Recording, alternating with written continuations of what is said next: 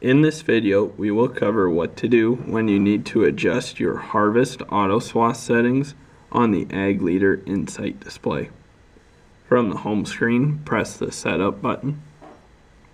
Press Grain Harvest. Select the correct harvest configuration. Press the AutoSwath Settings button.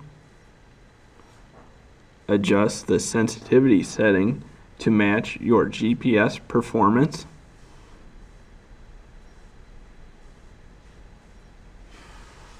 Press the green check mark when complete. We have now covered what to do when you need to adjust your Harvest AutoSwath settings on the Ag Leader Insight display.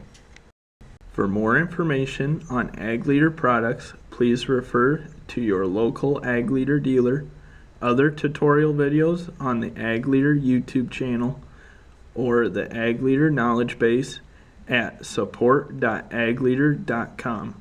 To find an Ag Leader dealer in your area, please visit our website at www.agleader.com and use the Find a Dealer feature located on the homepage.